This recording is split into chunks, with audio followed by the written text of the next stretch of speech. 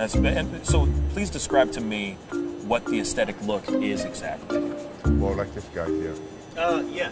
So we'll go ahead and bring Oh wow, you really have to come in here? like this guy here. Is this No, is this really happening? He met the other guy behind you, bro. Like I don't know what you're talking about. I'm right into that bad boy. You can stay right there, behind the camera, behind the camera. No, see now you got me jealous now. That's okay. That's not no, fair. but you're more in the category like Luther Richter, Arnold, okay? My man. Yeah.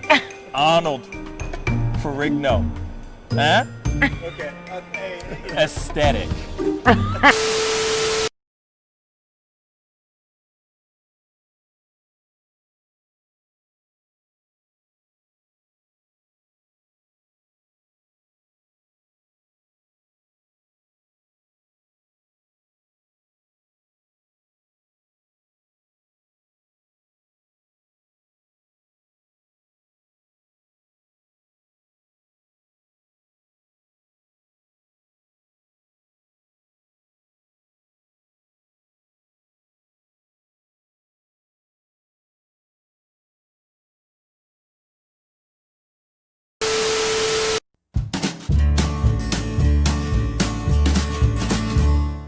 That's great, partner. You two ever go out place everything in its proper place? That does not make sense, but we usually do go. We head to Kroger's, and we work. Oh, yeah. I've got a lady waiting for me back home also. She has the most beautiful scrotum.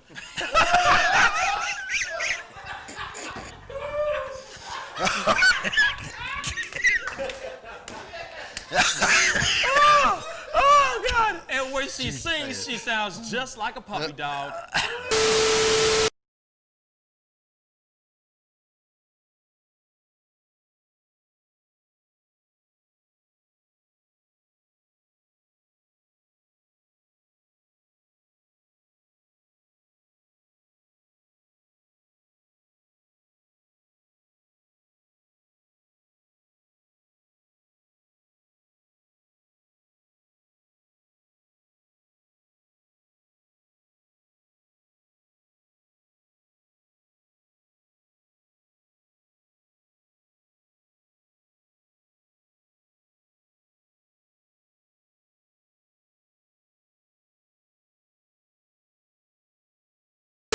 How do you nail a photo? Just gotta get in the mode. You gotta talk with your eyes. Talk with your eyes. Talk with your eyes. You Okay, gotta so have the eyes. can you show me a little bit of something, like to this camera? I would love to know how to do this. I just want to know. Well, How I do you do it? mean, Teach the me smile, something. You can get the sexy eyes. Then you know you gotta get the smile. Smile going on some shoes, but you know, Wait, hold up. you got. I gotta when it's try time, this with you. when it's Hold time on. to laugh, I gotta try this you gotta with think you. of something funny and start do laughing. it again. Do it again. How do you do it? Teach me. Sexy eyes. The sexy eye. This is sexy eyes right here. Smizing? Smile. So you're smizing. Smile. Okay. And then you gotta get the. No, I look like I need to take a poop or something.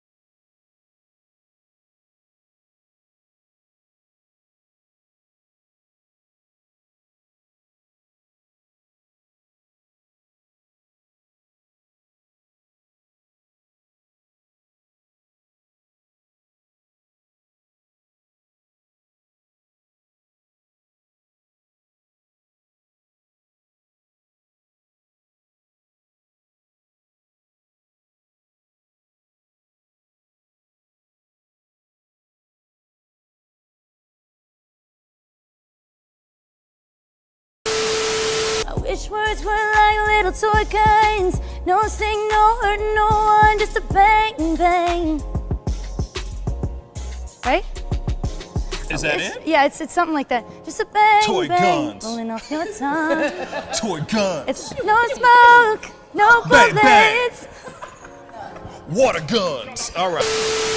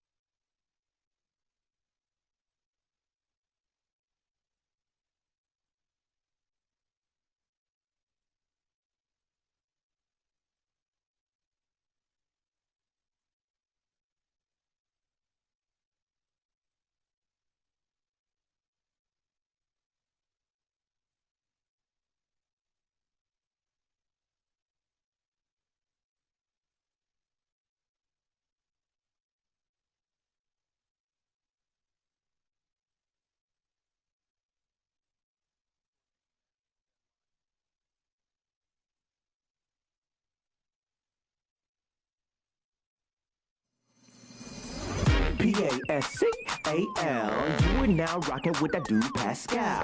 We be going wild, Haitian in the building, so original. Got the haters catching feelings. Get your hands up to the ceiling and keep them held high. Cause St. Louis isn't ready. Forget about it, goodbye. Hold up, we just saying hi.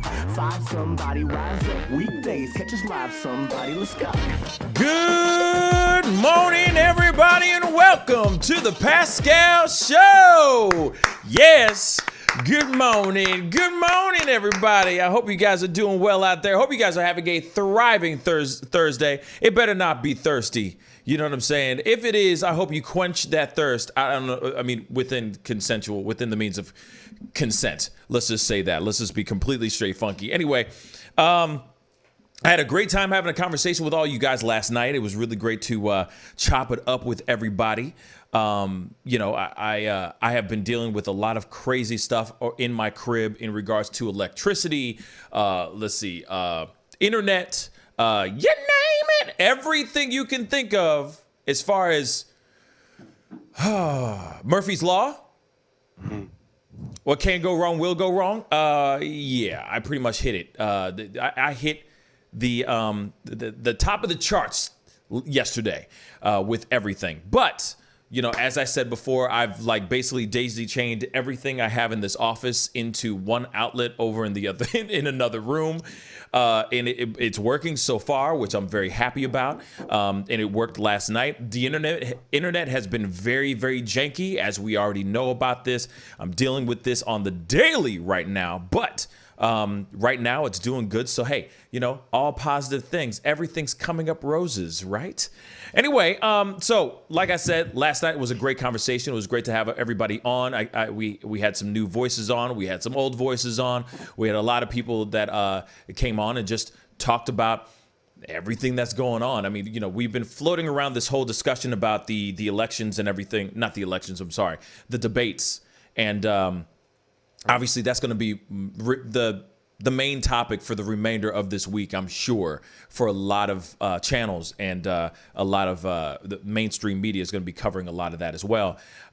So we will be covering it and talking about it as well, because, I mean, still, it's kind of like what did I just see? What the hell did I just watch? You know what I'm saying?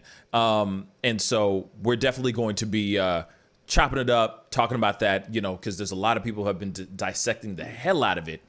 And I'm sure we will be doing that as well throughout the course of this week. But other than that, there's other really big topics to talk about today. It's some interesting stuff that we need to talk about as well. And we're going to be talking about that here very shortly. But my boys are in the house. We got David and Jack. What's up, guys? What's a guan? What's good? Hey, man. How's everyone Good morning. What's good? How y'all feeling?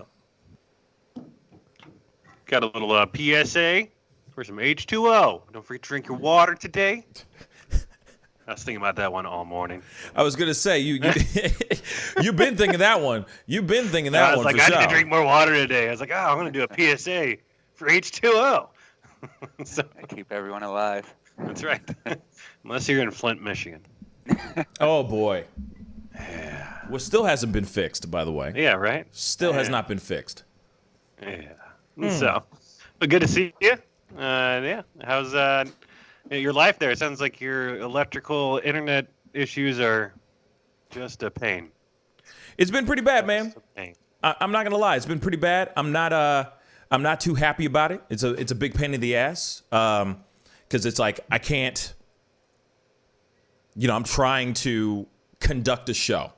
I had my own specific goals that I wanted to have accomplished before before October, and I did not achieve those goals, and so I'm a little upset. But at the same time, there's been all these roadblocks and all these things that have been just trying to stop me from achieving my goal, and so here it is. When I get to 10,000, it'll be just that much more sweet. You know what I mean? Because it'll be fighting through this trash, fighting through this bull that I'm dealing with. You know what I mean? If it's not the internet, it's the electricity. If it's not the electricity, it's the internet. You know what I'm saying? And it just keeps going on and on and on. So I know that it's here for a reason, to make me remember the moment I make to 10,000. Real talk. Yes. You know what I mean? So Make I can it more go impactful. Yeah, much more impactful. You know what I'm saying? Or actually, it'll be the time when. Longer to go. What were you say, David? Not too much longer to go. No, not too much. Not too much. But that's what's so frustrating. It's like, it's not too much. But for some weird reason, everything like ish hit the fan. Literally. Like over this past few weeks. And I'm like, man, in my head, I was like, man, this month of September, I'm going to hit 10,000. 10,000 subscribers by the end of this month. And then all of a sudden, everything just went to crap. And I'm like, damn, man, I can't stream properly. I can't do anything. So when I get to 10,000, it's just going to be that much more sweeter. I'm telling you. Then the next time when I get to 20,000, or when I get to 100,000, it'll be Jack. That'll be like, remember that time when it was hard for you to get to 10,000? Remember that time about the electricity? We hit that yesterday. We hit that. You know what I'm saying? Right? We hit that. Remember that? Remember that was awesome. No. But I'll be like, yo, I totally forgot about that. Watch, because I'll be so focused on that next thing. You know what I mean? So for those of y'all who are watching, you know what I mean? Please, most definitely go hit that subscribe button on my YouTube channel, youtube.com/The Pascal Show. Trying to get to 10,000 subscribers. We're almost there, man. Damn. We're almost there, man. We're almost there, man. You know how many people watch our videos? There's a lot of people that watch the videos. Yeah. If every single person went and just clicked on that subscribe button, we would have already been there. You feel me? So, please, share with your friends, share with your people. You know what I'm saying? Tell them to go hit that subscribe button. That would really mean the world to me. You know what I'm saying? I don't know why this one's just like, I hit 9,200 and then it just went like, You got shadow banned. Like that. And I'm like, damn, come on, man. Come on. We should have already been here already, man. Damn. But anyway, it's okay. Because I know for a fact we will get to 10,000. It's going to be sweet as hell. It's going to be beautiful. You know what I'm saying? Tanny Vane, or a.k.a. David. How are you this morning, my brother? Doing good. A little tired. I saw Tenet last night. Pretty good. Ooh, okay. So we're going to talk about that for sure, because I have yet to step into a movie theater. So what's funny is, I don't really care about the movie. I want to know about the movie experience. You know what I'm saying? I want to know what that was like. You know what I'm saying? Yeah. Yeah, I've been there like 3 times so far. It's always just been me, and that's pretty much it. I've just had the center seat movie to myself, and it's been pretty nice. Very cool. That's, we are going to definitely talk about that, because I know a lot of people are interested in getting out, you know what I'm saying? Venturing out into the world and seeing what it's like to be out there. Yeah. You know what I'm saying? So we're gonna definitely be talking about that for sure. But that's cool that you got to venture out and see a movie that takes balls, that takes big balls. You know what I mean? Big meatballs. You know. Just saying. But I'm glad that you got to go and check something out, and I'm glad you didn't get the Rona. So that's a step in the right direction. You know what I'm saying? That's a step in the right direction. But anyway, before we jump into all of the stuff that we need to talk about today, real quick, I just wanted to say good morning to everybody who's starting to file in. Good morning, Shaniqua, Mr. Super, Mr. T, Tanny Vane. No, I'm kidding. He's right here. Tanny Vane, of course, Mr. Super, Fupa on Twitch. What's up? And for everybody else who's starting to file in and everything, good morning. I hope you guys are all having a wonderful, wonderful morning. But we got to jump into this one story that I found very, very interesting. We're getting straight into it, guys. There is a SFA student that was a black teen. Was her dorm was raided the other night due to a prank. And we got the story here. We're gonna pull this up really quick. This is very, very interesting. Right now, this is a story that's being shared all over the place. People are reposting it. It's now starting to get hit with it's getting mainstream media starting to pick it up, all that. And we got to talk about this one. This one's very, very interesting. Good morning, Shaniqua. Let's take a look. Story making national headlines. Allegations of a racist setup at Stephen F. Austin University in Nacogdoches, Texas, in East Texas. It resulted in campus police storming a student's dorm room in the middle of the night. Now, today, for the first time, university leaders spoke publicly about it. We have live team coverage from Nacogdoches to Houston. We begin with Sion Rhodes at Stephen F. Austin State University, where the school's president and police chief both spoke today. Sion. We saw a bit of mixed messaging here from the university's top leaders. The president of the school acknowledging, as far as he sees it, some wrongdoing on the part of the students involved, and saying at the very least they definitely violated the student code of conduct here. But the police chief at times during this news conference today seeming to defend the students and insisting it was not racially motivated. More than 2 weeks after the incident took place. My heart goes out to the innocent young lady, the victim in this case. This case of false reporting. Stephen F. Austin State University President Dr. Scott Gordon and Campus Police Chief John Fields we didn't know what was going on. Spoke publicly for the first time since the swatting incident that led campus police to storm 17-year-old freshman Kristen Evans' dorm room at 3 a.m. while she was sleeping. Since this has happened, it's made it really, really, really hard.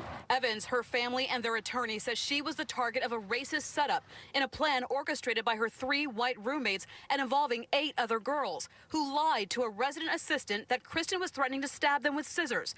The RA then called campus police. Were any of them harmed or injured? No. Chief Fields said his officers continued their pursuit of the alleged suspect in the case, Kristen, who was asleep in her room. Only one officer had a weapon unholstered. Once they found Miss Evans in bed, the threat was de-escalated. The campus police chief previously describing the group of girls involved in the incident as, quote, racially diverse. Today I asked him what that meant. 4 black females, 1 Hispanic, and the rest Caucasian. The chief insisting because other students of color were involved, the incident was not racially motivated, even going so far as to pass it off as just kids behaving badly. The evidence doesn't lead to any racism.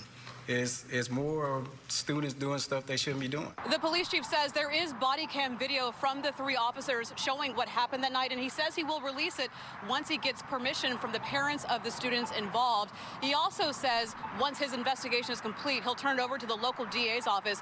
They will decide whether there should be charges. Interesting, right? So you got a student that's chilling at home or chilling in her dorm room, hanging out, doing her own thing, and all of a sudden, or actually, sorry, it's 3 o'clock in the damn morning, all right? It's 3 o'clock in the morning. She's passed out asleep, minding her own business, obviously, and all of a sudden, cops come busting in one cop had his gun unholstered, and there you have it. Now, her mother also said something about this situation. She said this could have been a Breonna Taylor circumstance. Luckily, the police did not shoot Kristen Evans. Now, it could have turned into that. It could have, but here it is. It did not. Now, my question is to everybody, one of the main questions I have out there is, should this be considered a racially charged prank? Should it be? Even if there is, 6 white females, 4 black girls, 1 Hispanic, does it matter? Is it still racially charged or not? The cop, the sheriff is sitting there saying, no, it is not. It's not racially charged because it was a Neapolitan ice cream of different races pulling this prank on this girl. So the question I leave up to you guys, is it still considered a racially charged prank, even if there is a multitude of the cornucopia of different races behind this particular prank? I'm going to throw it out to the guys. What do you guys think, y'all? So wait, they found the people that made the prank call? Allegedly, they found the people that made the prank call. Yes, they found the people that made the prank call. And I guess it was a bunch of girls that were actually, they were different. Yes, they were all a different race. So yes. So they were all different races. There were 6 white girls, 4 black girls, and 1 Hispanic girl, all behind this particular prank. Now, apparently there were 3 other. I guess she lived with 3 other white girls she lived with 3 other white girls in this dorm room. And 3 of those 6 white girls were involved in this prank. So I got to ask you guys what your thoughts are on that, because I'd like to know what your thoughts are. She did make I'm just going to pull that up here in a little bit. Go ahead. What are your thoughts, man? I feel like we need to find out a little bit more about the people that did it to be able to determine if it was racially charged or if it's just literally just a prank trying to, I don't know. Pulling a SWAT pranks are not really pranks. They're, and their intent is to make somebody's life, living hell. So and I wonder what happened between them that would have caused it, because that's a pretty big prank to pull. Yes. And then if there was really nothing, then I imagine it was racially charged. But I guess all we have to go do is really go find the kids' TikToks and Facebook page and see what type of stuff they're putting up. And maybe you can see if any of them are outwardly showing their true colors. So here's the thing, though. All right, as much as you could sit here and say, "Oh, we could check let's do a deep dive on their social medias and all that stuff," that don't mean jack-ish, bro. Because here it is. There's plenty of people that are racists that hide in plain sight. You know what I'm saying? True. They don't put there's people out there that keep themselves all cute and cuddly on their TikToks and on their Instagram, but still behind closed doors throw out racial slurs all day long. So I couldn't sit here and say, oh yeah, definitely dive into their Facebooks and their Twitters and their such and suches, all their social medias to find out if they're racist or not. That I don't think that there's kids that are a lot slicker than that. And then there's a lot of stupid kids out there that do stupid stuff out there too. But at the same time, there is a comment here that I agree with. Simply Simone said, even if this was racially motivated, swatting isn't anything to joke about. This could have turned left really quick. So I agree with that. Now, I don't think it was quote unquote racially charged. I don't. I think that if you got, I know it sounds weird, but when you got a smattering of different races together doing a prank or trying to pull something on a girl like this, those are just a whole bunch of mean girls. Yeah. I have to be like, it has nothing to do with, especially because she's black. No, I don't think it's that. Because there's 4 black girls that were involved. There was a 1 Hispanic girl. So there were people, I hate to say that, POCs, people of color that were behind the prank as well. Not only just the 4 white girls or the 6 white girls that were involved. You see what I'm saying? There was other girls involved in this whole prank. Now, I think it's just a bunch of mean girls that don't like this girl at all, and they just want her out of either the dorm or out of the school, whatever it might be. Maybe it's just jealousy. It could be it could be a plethora of different things. I wouldn't call it racially charged. Now, what I've seen on mainstream media, what I've seen in comments and stuff like that, not comments, but other pages and other channels, I've seen a lot of other channels sit there and try to make it seem like this is racially charged. This is a black girl being, being harassed and being what's the word?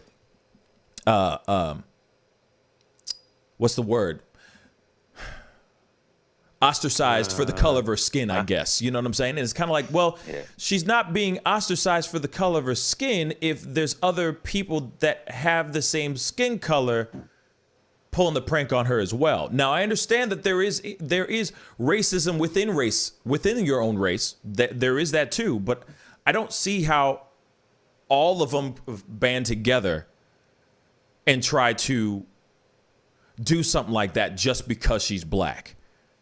If they were to do that, I would sit there and say those 4 black girls that were involved, that 1 Hispanic girl that was involved as well, must hate the color of their own skin, hate the melanin that's in their skin tone. That doesn't make any sense to me. So I don't think it's racially charged. I think it's literally just a whole bunch of really morbid, messed up, mean girls, and they should be suspended. They should be expelled, actually. Because I do agree with what Simply Simone said just a second ago. That could have turned left really, really fast. And yes, what if she moved funny?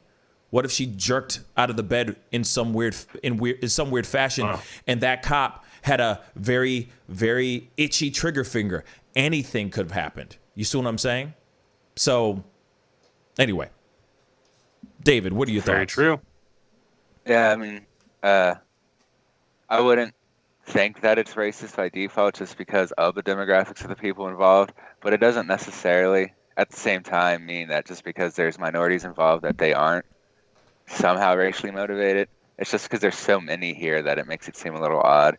In particular that in general I would want proof that they're racist, because right now they can already charge them with false endangerment and calling the SWAT, and they already committed some crimes if she's just sitting in her bed when they called her. I think you're most likely right. I've seen girls do things like this where they just try to create lies about someone and get them in trouble with the officials or authorities. Yeah. And I wouldn't be surprised if it's kind of what's happening here. I would still like to see more evidence before anyone says anything for sure, though. Yeah. That's the thing. I love what you just said there, because that's the one thing that really drives me nuts, is that sometimes when it's a breaking story, you don't get the full story. You just get that one video or that one clip that's gone viral, and you don't get the whole thing. Sometimes it's like, man, could they just already release the body cam footage so we can actually see the other side of the story, or we can see another perspective? You see what I'm saying? It may not be the full perspective, but we can at least see what happened. And also the thing is we won't know anything outside of just the body cam footage, because we don't know what was said to the cops during that 911 call. We don't know the girls.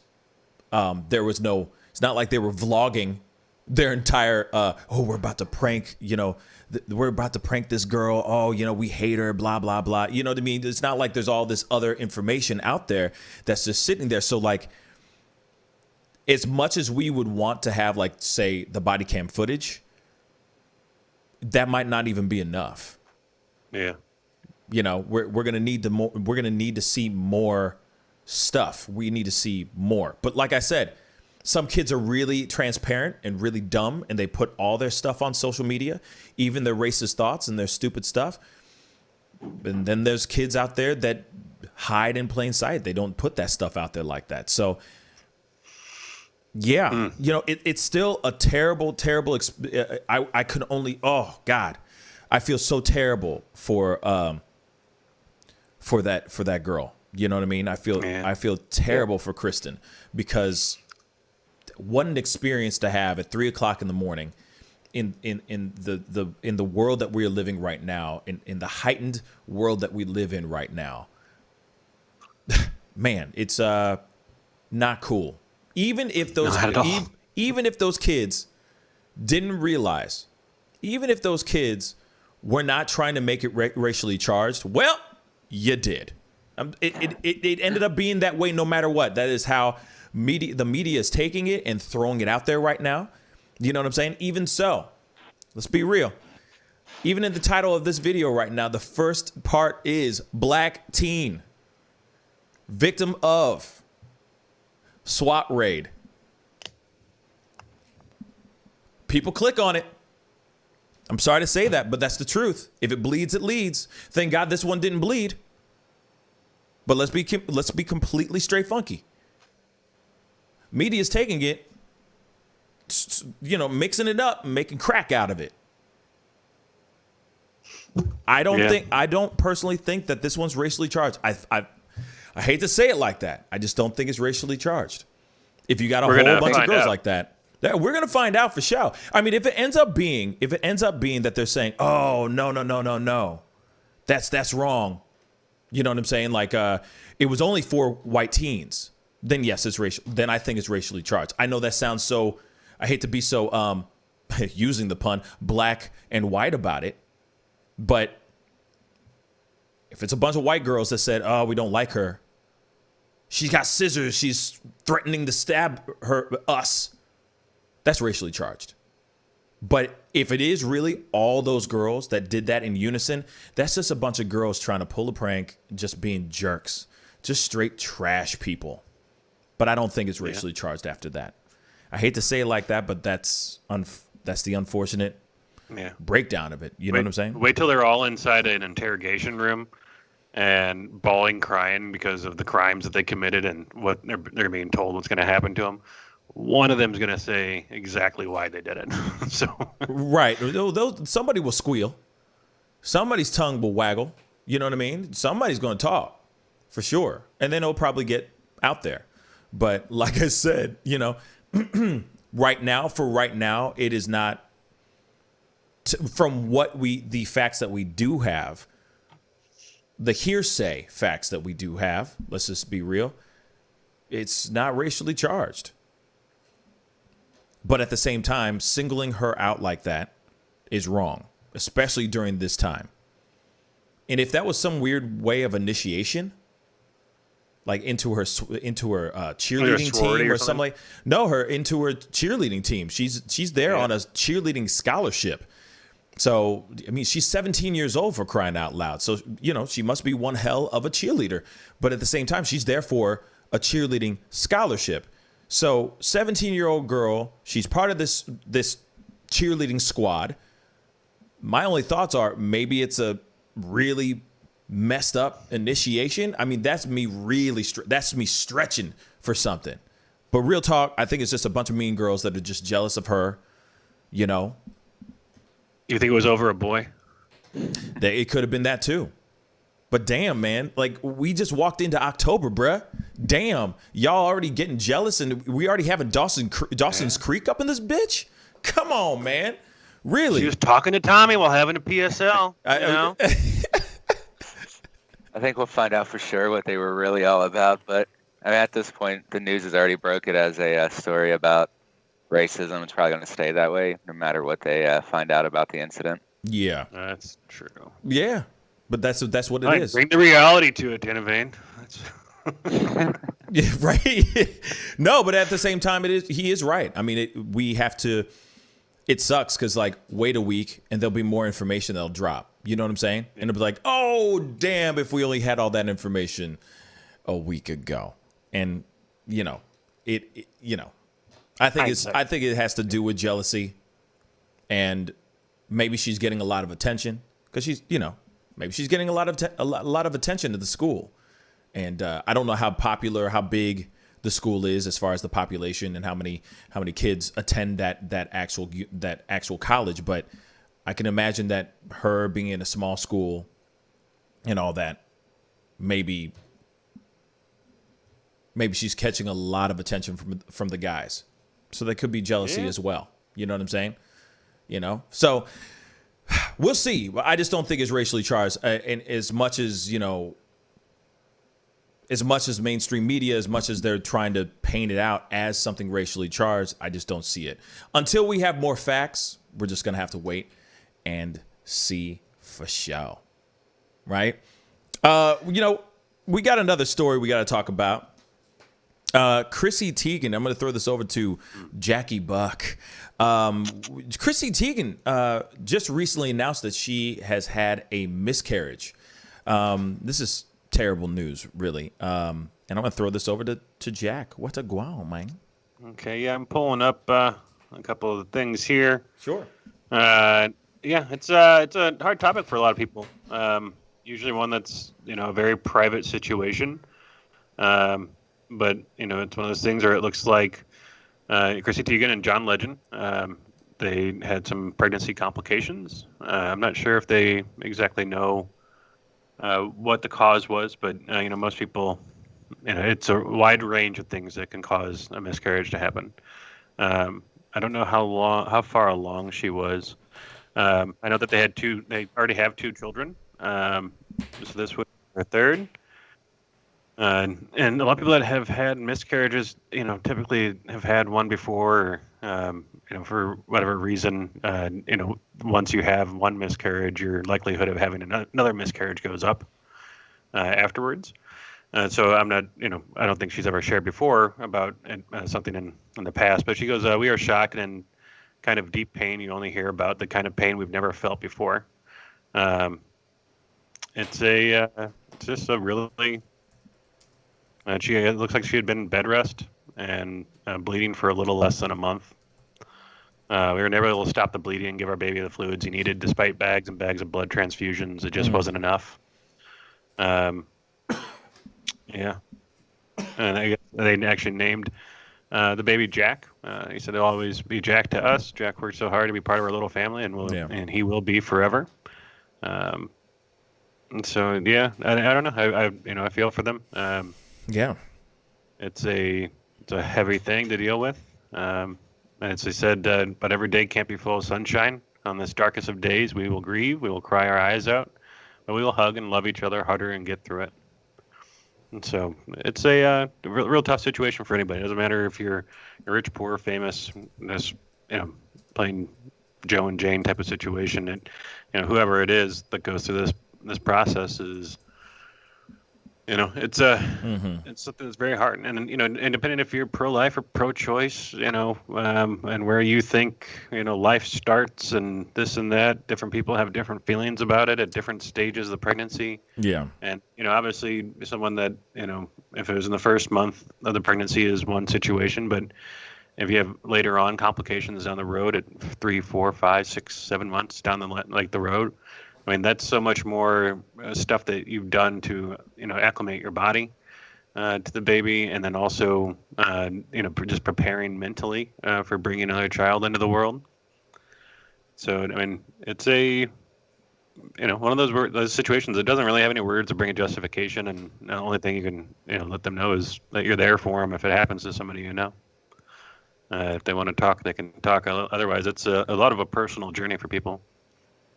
Because it's one of those taboo topics, you know. We don't really talk about miscarriages with people. So no, you really. But I mean, I've known a lot of people that have had them. Yeah, no, you know, it's really common. Yeah, it is very, very common, and you know, I give her, like, seriously, I give her mad props for having the courage to get out there and talk about those things and put it out there like that and let people know that these things are real. That it is a tough thing to go through for women. But the only thing I say is, sorry to say this, but did she really bring in a professional photographer to shoot her? You know, that was weird. That's weird to me. That's the only thing that I find weird. It's a processing thing, man. I mean, a lot of people, see that as that last chance to be able to see, the face of the baby, or they want to capture that moment because that's the only moment they'll have, and for them, it's something to help them get through that transition and to help them grieve. No, that's a good point. I'm not trying to sound callous or anything like that. But at the same time, it just seemed a little strange to me that the professional photos, it just seemed a little strange. You know what I mean? Yeah. Or it was just an iPhone. I don't know. It was just interesting. It was just interesting. Like, I get it that you lost baby Jack, and that's terrible. But I just found it very interesting that they were taking photos and documenting that actual moment of her grief. I thought that was, but then some people can sit here and turn around and say that was very brave of her to do. I'm not trying to be an ass here. I'm really not. But I feel like it's so personal. You know what I'm saying? I don't know. I'm probably sounding like a jerk. Their life is, in the public. That is true. That is very true. And Chrissy Teigen seems to be somebody that's very connected with her fandom. Is very out there with everything that she does. I mean, I think that they realize that their life is viewed all the time. But you don't see her processing with people they love and are around all the time is a big part of grief. But then if you're going to do something like that, then you should be taking photos of, video and photos of yourself taking a dump then too. I mean, if you're going to be that exposed, I'm sorry to say it like that, but if you're going to expose yourself like that, it just, to me, I don't know. That's just me though. Like I said, I'm pretty private when it comes to my own personal life and the who I'm with and, all that stuff. That is, I'm very personal with that stuff. I just don't put it out there like that. You know what I'm saying? So that is, for me, would be, to me, I was just like, why is she taking photos? Like, but that's just me. It just seemed a little odd. Yeah, I feel you there. Like, thank you. Okay, I'm not the only one. Oh, thank God. Go ahead, David. What were you going to say? Yeah.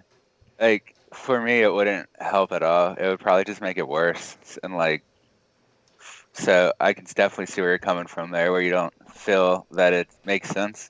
It doesn't necessarily make sense to me, but I kind of think perhaps maybe what she's trying to do is that, if she is this, like, close to her fans, they kind of are her, like, support community. So she's trying to share that moment with them and, I guess, get feedback from them maybe to kind of like you would with your family, except she can't meet all of them.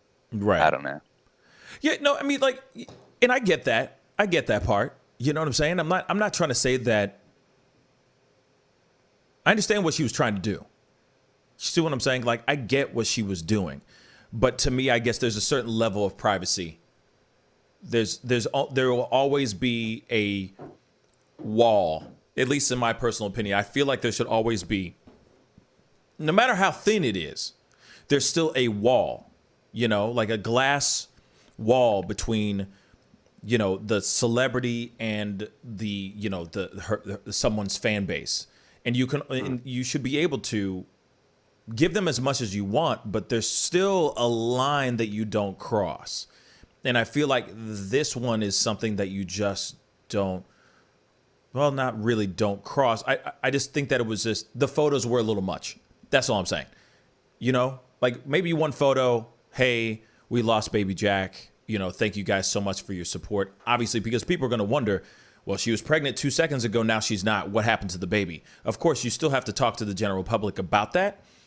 But I feel like there's a certain level of like, hey, we lost the baby. Please respect our wishes, and thank you for your condolences, and thank you for your well wishes and everything. We, something that's empowering for the women and all that as well, because of course women go through this a lot, and it's a tough thing. But I don't know. I feel like there's a little bit too much exposition, if that makes any sense. Too much.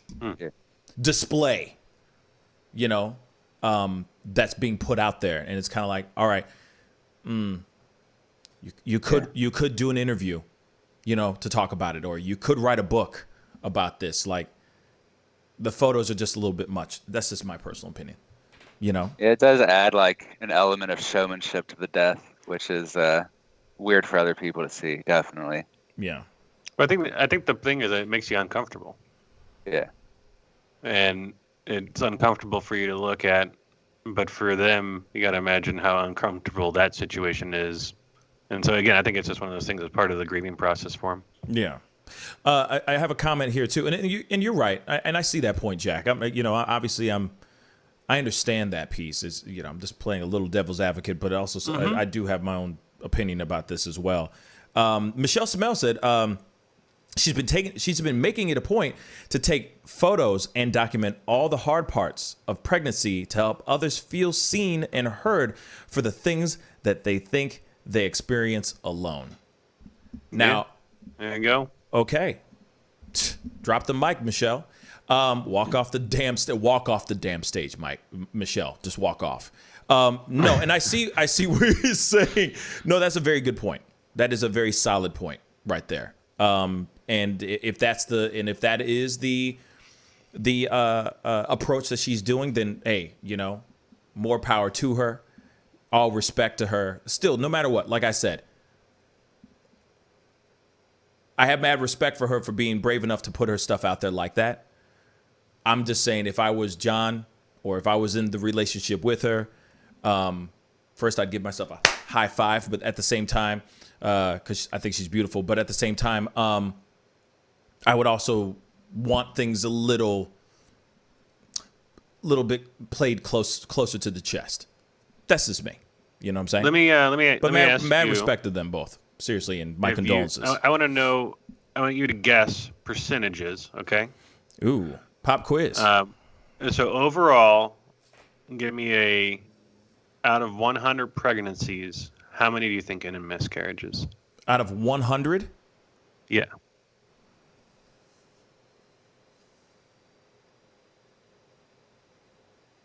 %35. 35. Well, that's really high. 10 to 15%. Oh, okay. So 10 to 15 out of 100. You kind of gave it to me like a guess how many. That's still an extremely high number. But as you go into women that start getting older, I don't know what her age is. Is she in her 40s? No, she's in the 30s. I think she's like she's still 30. in her 30s. She's Okay, 32. So mothers age 30 to 39 have a 25% chance of miscarrying. So 1 out of 4 children or babies or pregnancies, whatever term you're comfortable with during that time, end in miscarriage.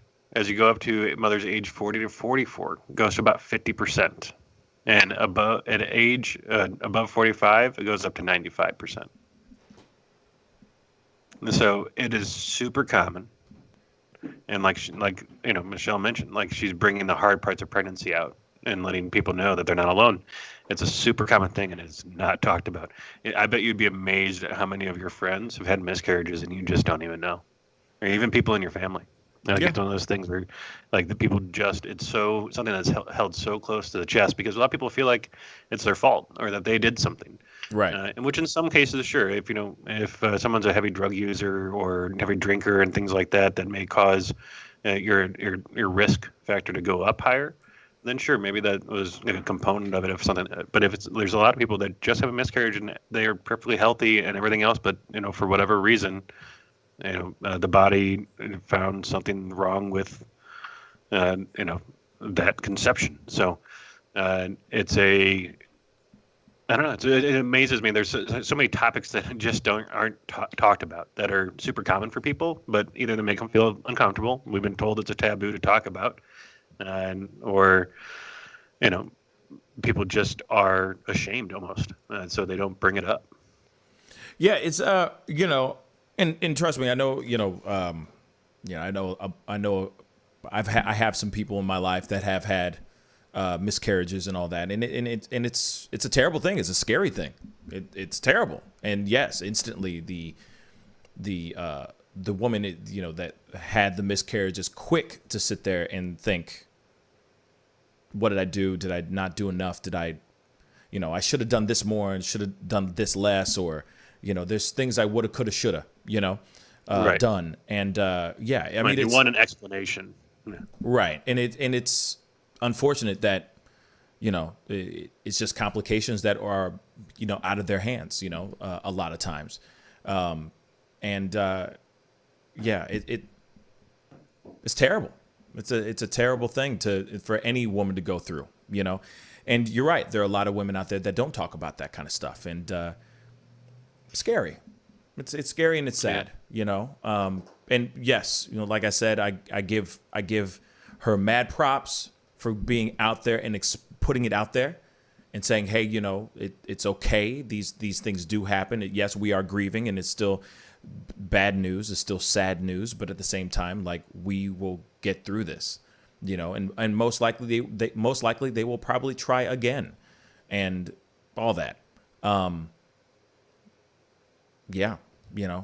I said, all I could sit here and say is, my thoughts and prayers and well wishes go to Chrissy Teigen and John Mayer, for sure. Yeah. It's a terrible feeling. Let me ask you a little tangent on this. Okay.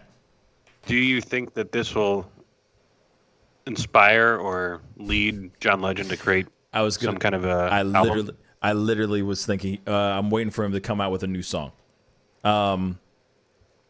You never know. Might be. It might. Maybe he writes his tears in heaven. You never know. You know what I'm saying? Yeah. You never know. You just never ever know. It seems like there's a lot of sad moments and bad moments in musicians' lives that inspire some of their greatest music. True. He had already put out a music video where he was showing her pregnant belly, saying that they're expecting in the music video and all that. You never know. Maybe something's going to come out with him doing a song. You never know. You never know where where the muse comes from, where the flame of inspiration comes from. You never know.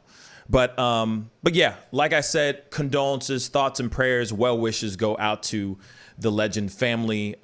It is terrible, terrible news. And I hope that they as soon as she is okay and they're okay to try again, that they try again. You know what I'm saying? They really love each other, and I'm really happy that they're growing a beautiful family like they are. But anyway, we got to go into a quick commercial break. But when we come back, we got more news. Subway bread is not a bread, bruh. We'll be right back. This is the Pascal Show. Bye.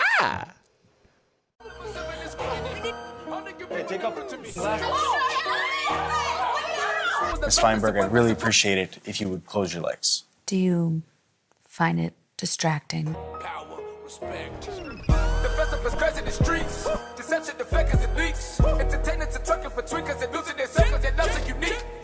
All of us under surveillance. People are feeling they made it. Half of them stolen abroad and they faded. They live in the world that's degraded for people that's constantly tainted. But you see how he makes these S's in his body right here? That's where he's hanging on, and then he's moving forward with the locomotion of his ribs. That is classic Missouri rat snake right there.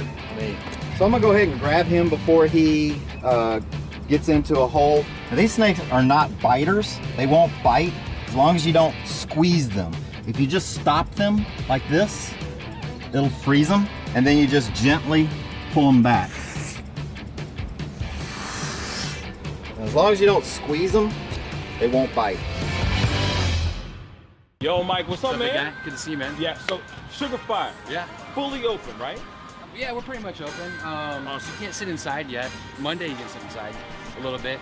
We'll have 25% of the tables inside, and then we're letting it rip outside. So I know that there's a lot of people really concerned about staying safe and all of that. No, so what are you guys doing in regards to that? Well, we have extra people to clean, rub everything down all the time. Everybody inside's wearing masks. And we have those little stickers on the ground so everyone can stay 6 feet apart. Right on. The tables are all spaced out, inside and outside. Sugar Fire, open in full effect right now. They're staying healthy, they're staying clean. Go get you a rack of ribs. Sugar Fire, open right now.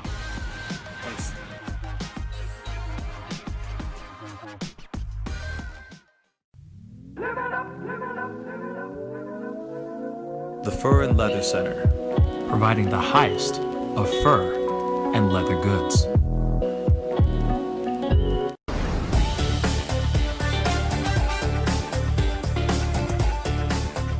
You're going to perform I'm sorry, tonight? I can't make this interview boring because this No, it's man not is boring. too exciting as a host. And I'm truly saying this, and if y'all can't do this, me and this man here is going to leave and go somewhere else so we can get some love. I want everyone in the building to say, I love Pascal on the count of 3. 1, 2, 3. Wow.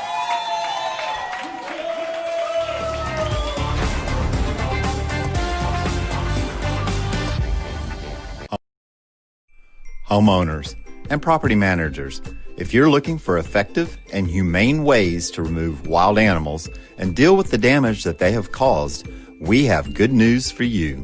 Introducing Wildlife Command Center, a professional nuisance wildlife management company specializing in providing animal removal for residential, industrial, and commercial clients.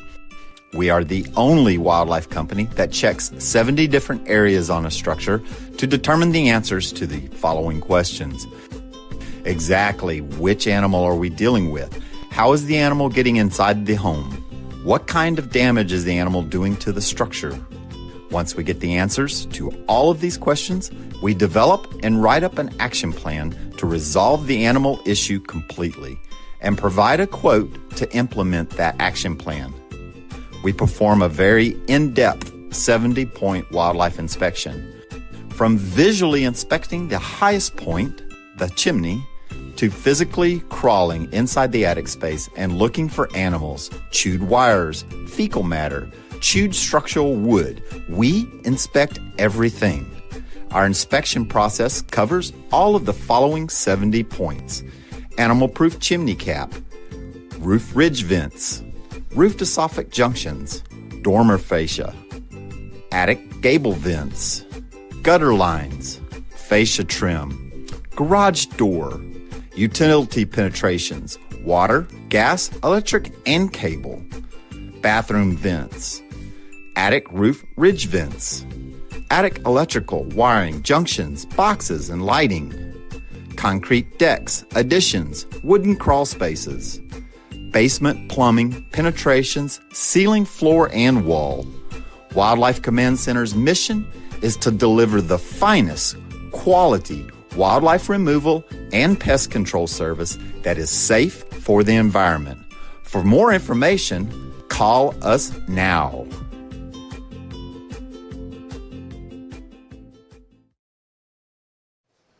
Hey, welcome back, guys. Thank you guys so much for tuning in and sticking around and being a part of the conversation. If this is your first time checking out this show, please go click that subscribe button on our YouTube channel. I do this show Monday through Friday, 9 a.m. Central Standard Time, and I also do this show at 7 p.m. Central Standard Time as well. We do an evening show. Sometimes I try to cover the other things that we didn't get to cover during the day as far as the news. I also open up the phone lines to hear from you guys, specifically to hear your voices and everything. So be sure to tune in to my evening shows as well. So hit that subscribe button.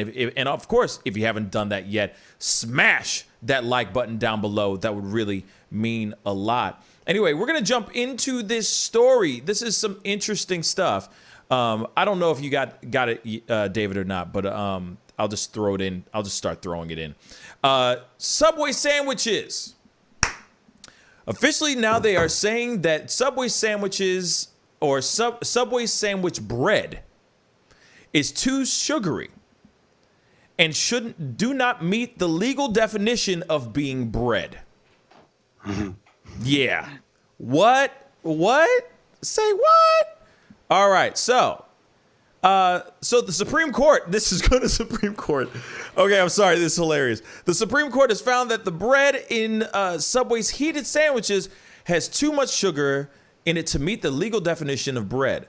So the 5-judge court ruled that the bread in the Subway's heated sandwiches falls outside the statutory definition because of its sugar content of 10 PC, I guess 10 I don't know what PC stands for. So 10 PC. Pounds per centimeter. Thank you. 10 pounds per centimeter of the weight of flour included in the dough. So basically, you could basically call Subway's bread sweet bread. I mean, you could basically call it like sweet bread, or you could just say it's cake. Mm-hmm. You know what I'm saying? It's cake. This is just in Ireland. Yes. Yeah. Yeah. In Ireland. It looks like it's based on Ireland's Value Added Tax Act of 1972, which is basically deciding if thing is a necessary food or if it is exempted from taxes. But the sugar content of it makes it count not as bread. So it's not necessarily food. It counts as more of a dessert. And you know, funny thing is during the break, Jack said something that was very interesting.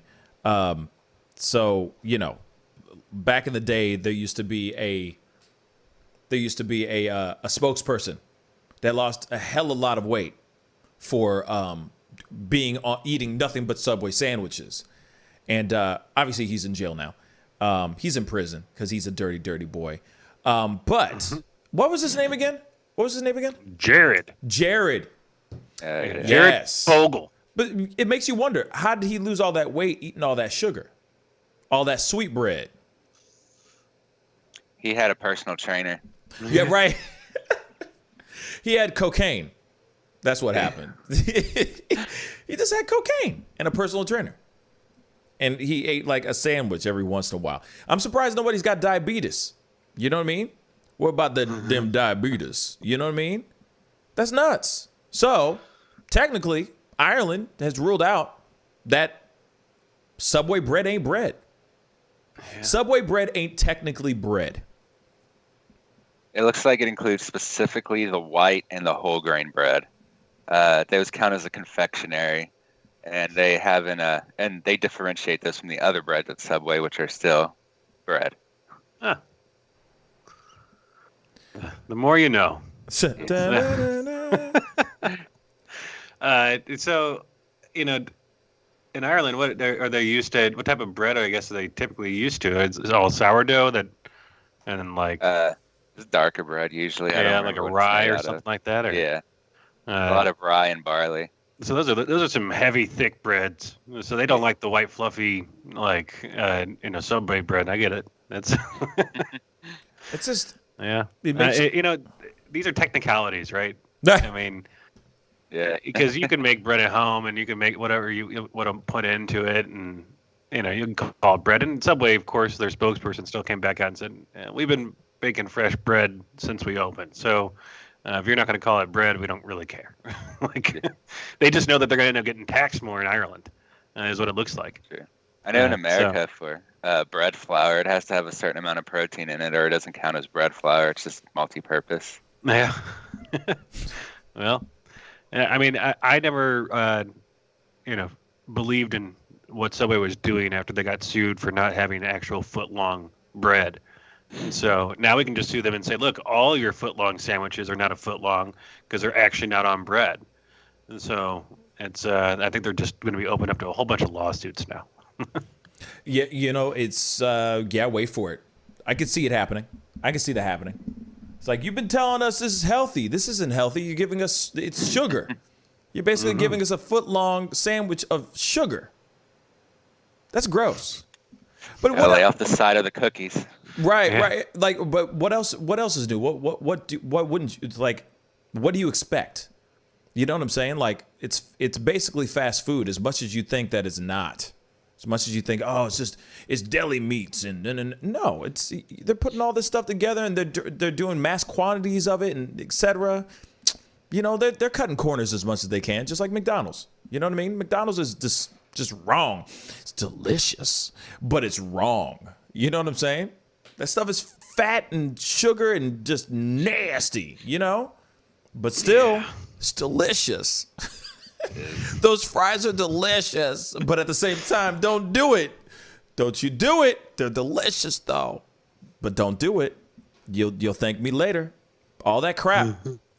But we're lazy, right? We're all lazy. You know, it's like, all right, I can just go walk in here and they can make the sandwich for me. You know, what's $5? You know what I'm saying? Right. You know, instead of going home and making me myself a sandwich, I'll just pay $5 for them to do it for me. F it. Let's just do it. You know what I'm saying? Crazy, right? Crazy. So bread from Subway ain't really bread, technically. Technically, it's not really bread. There you go. There you have it, y'all. That's disgusting, though. All right, 2020. What else you got? Yeah. Hey, there was a guy who literally was saying, "Hey, quit calling these boneless wings. Call them chicken tender minis. Anything else? I mean, if he's out here talking about that, anything's possible. You know what I'm saying? All right. So, looks like this isn't the first time Subway's done something like this. In 2014, Subway decided to start removing the flour whitening agent azathiocarabamide from its baked goods after a petition circulated online. The ingredient is commonly used to manufacture yoga mats and carpet underlay and has been banned in the European Union and Australia from food products. Oh. So you can't call it healthy food just because you use the same products to make things that people use to get healthy. Word. Like that's yeah. That's nasty, though. That's nasty, though. Mat rat. That's nasty, though. That's gross. You see what I'm saying? Ew. See? Cutting corners. But all these fast food companies and franchises are doing the same damn thing. They're all cutting corners, finding ways to make things taste good, but you know, it's like you're just eating basically like pureed plastic. You know what I'm saying? It's gross.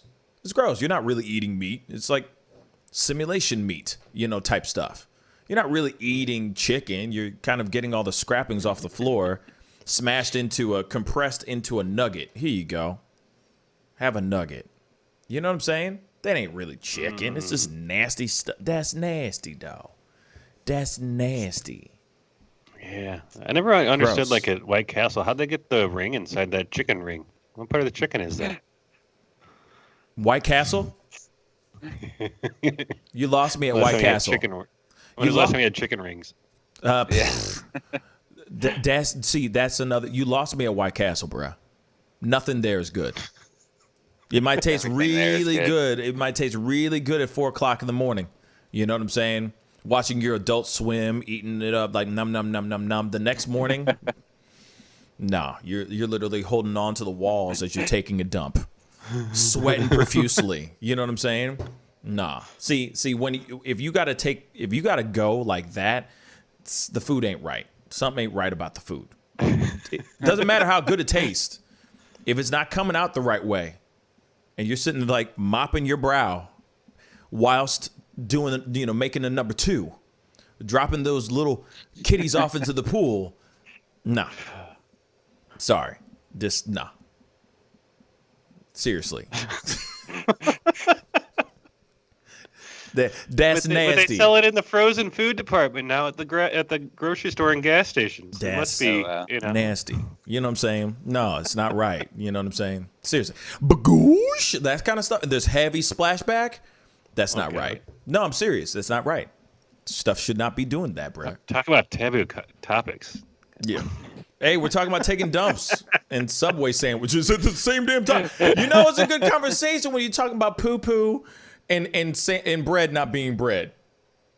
You know, it's going to be a great combo. You know what I mean? Damn. Not going to stay bread for long. No, it's not. Once consumed, no, it's not. Out the bum hole. Anyway, we gotta talk about this next thing. Now I know that Tanny Vane has a story that he wanted to talk about. This is some brain stuff. This is some heavy stuff. So I'm gonna throw it over to Tanny Vane. What a go on, Tanny Vane? Hey man, we're gonna be talking about Armenia versus Azerbaijan here. For those who haven't heard about it, they have started fighting lately. Now here's the thing though. Before you start going into the article and everything, Can you give us a little bit of a backstory? Because I know there's a lot of people who are going to be like, what? What's going on over there? Why is it going on? Yeah. You know, that kind of stuff. All right. Well, Azerbaijan was part of Turkey until World War I, and they're still mostly Muslim Turks. Armenia, on the other hand, is right next to it, and they've been Christian for 1,600 years or so, but they've been allied with Iran for around 2,000 years. So there's like a long tradition there of Armenia and Iran working together against the local Turks, both in Azerbaijan and Turkey. So basically, this is a Cold War scenario, in that Iran, Armenia, and Russia are kind of allied here, and on the other hand, you have Turkey, who is now backing Azerbaijan, using our own, and we're backing Turkey. So we have a weird situation going on here. I sent a video if you want to show some of the actual fighting that's going on there. Oh, you did? You sent a video? Yeah, just a short one, but it's because the fighting's been pretty email it, or broke out. You emailed it? I emailed it. Okay, let me find that. But continue while you keep going. So the fighting broke out about a week ago. The area that they're fighting over is called the Nagorno-Karabakh. It's technically in Azerbaijan, but it's populated by Armenians. And the point is that Azerbaijan has started bombarding that area made of native Armenians who want to be part of Armenia. And in response, Armenia destroyed 3 Azerbaijan tanks. So they're basically at the edge of war right now. The worst thing that just happened is Turkey shot down one of Armenia's planes. And that pretty much means that the issue with that is that Russia has an air base in Armenia. So that makes their air base threatened by Turkey, pretty much forcing all of us to get involved. It's a little more in the area. It's a Nagorno-Karabakh. It's a 1,700 square mile region, mostly populated by Armenian Christians, but it's owned by Azerbaijan. The Azeri have been bombarding Armenia and Nagorno-Karabakh with artillery. There's been several hundred killed so far, though the exact numbers aren't clear. And this is basically a continuation of a war from 1988 and 1994, when Armenia and Azerbaijan fought, where 30,000 were killed. And this is a quote from a resident of the place being bombarded. He says, his name is Albert Voskanyan. He says, "What can I say? It's a war. We hear air raids several times a day and hide in bomb shelters." And it looks like 100 of their military personnel have been killed there since the fighting has started. And right now, Russia, U.S., and Britain are all trying to get this to de-escalate, even though it's going in the opposite direction right now. Dang. Wow. That's some crazy news, man. Now, what do you think what do you think is going to be the result from this? I think the biggest thing that just happened is Turkey, using an American F-16, shot down a Armenian Su-25, which is a Russian-made aircraft. And Armenia has a Russian air base. And the thing is, Armenia has a much older air force, so they can't defend themselves against that. The only way that they're going to be able to defend themselves is if Russia intervenes. And if Russia doesn't intervene, they're going to lose their alliance with Iran. So they're going to kind of be forced to support Armenia and Iran against Azerbaijan and Turkey. And we're already supporting Turkey against Russia by giving them military arms and anti-aircraft defenses. So we're kind of looking at a Cold War situation in the area. But I will point out that our recent allies with the Arab states is actually good in this situation, because Arabs don't like Iranians either. So this gives us an Arab-Israeli alliance in the Middle East that might keep us out of actually having to fight Iran or Armenia. It sounds like it's going to go south. Yeah, I was going to say it doesn't matter who's involved one way or another. Stuff's going down. Like something's going down. Something's going down. Man.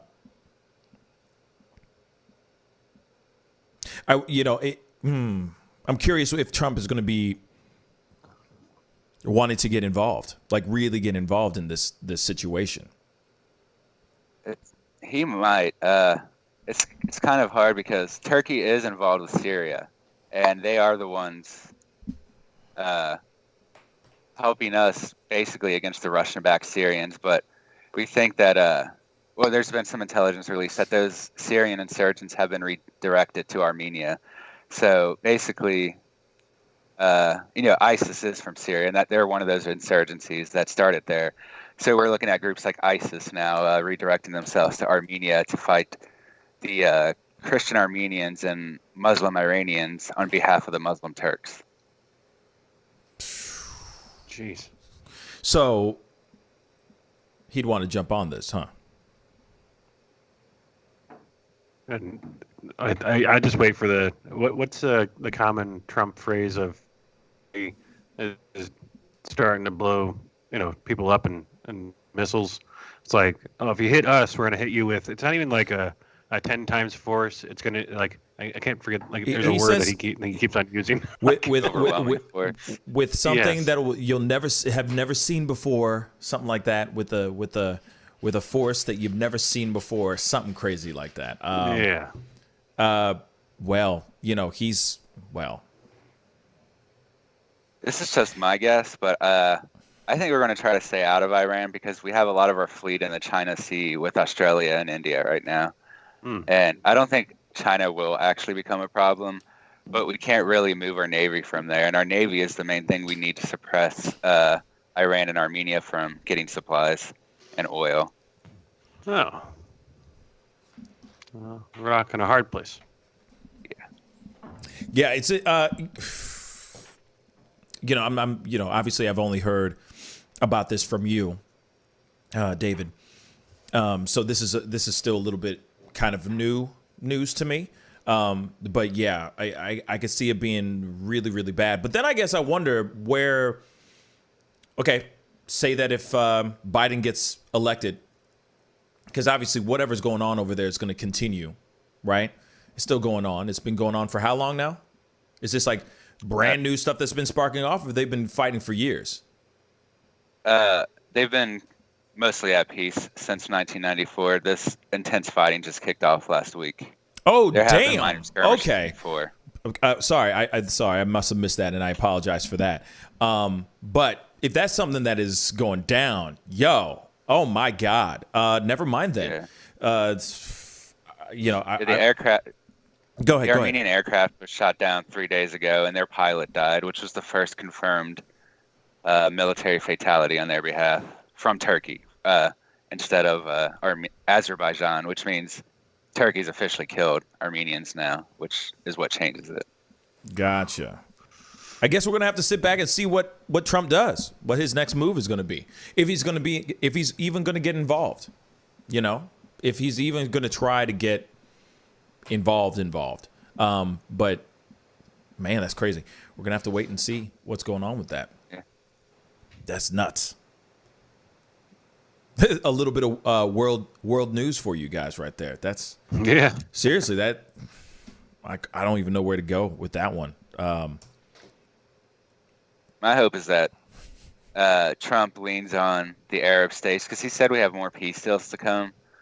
It might be a lie, I don't know. But if it's true, that's good because that pretty much gives us an avenue to not get involved since Iran doesn't like Israel at all. And they're all recognizing Israel, which puts pretty much creates us a buffer so they can fight on our behalf, kind of like the Cold War. Yeah, it's weird because I don't much news about it either. Like, because I'm searching and I see a couple of things, but like it's not Some things that I feel like are very important don't get news coverage. Yeah. And like at least don't show up in like the normal, like if you just do a Google search and like even like the like just general topics, like I don't know. It's interesting to see that like if something is this big of a controversy, I guess these types of conflicts and like interactions, there's small things that happen all the time that we just don't know about. Because maybe it's reported locally, or maybe the news isn't even getting out. Yeah. But it's the whole world is just Yeah. at a breaking point. It really is. A lot of the small reports have come from Armenia and Azerbaijan themselves. A lot of people there speak English, especially Armenians. They are they're from the Caucasus, so they're literally Caucasian. So and they also do speak English, so they have a lot of news sources out. But most of it right now, it's being ignored by pretty much every U.S. news source.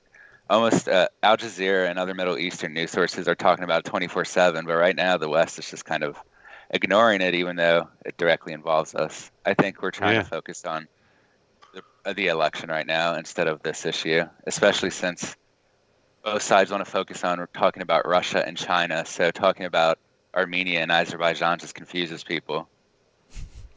I'm